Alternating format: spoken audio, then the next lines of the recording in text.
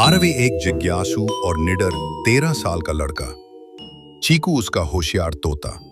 Professor Sen एक बूढ़े खोजी वैज्ञानिक। कहानी शुरू होती है।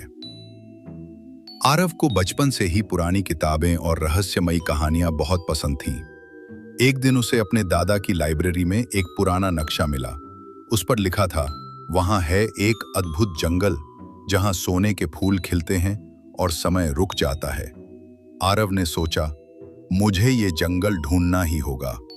तो वो अपने तोते चीकू और पुराने दोस्त प्रोफेसर सेन के साथ सफर पर निकल पड़ा। जंगल की शुरुआत, रास्ता बहुत ही मुश्किल था।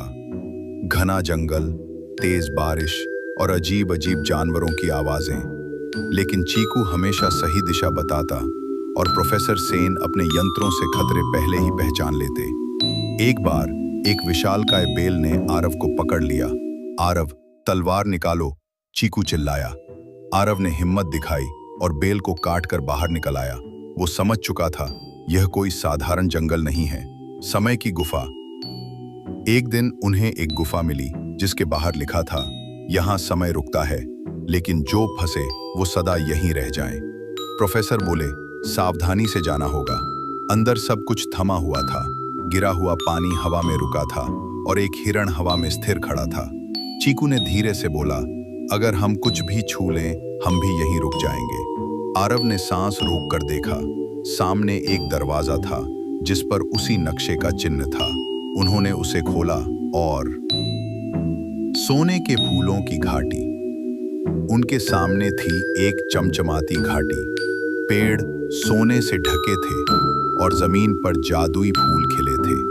पर तभी एक आवाज आई, क्या तुमने ये सौंदर्य कमाने के लिए साहस दिखाया है या सिर्फ पाने के लिए आए हो? आरव ने उत्तर दिया, मैं यहाँ खोज और सीख के लिए आया हूँ, लालच के लिए नहीं। वही आवाज बोली, तो जाओ और इस जंगल का रहस्य दूसरों के लिए सुरक्षित रखो।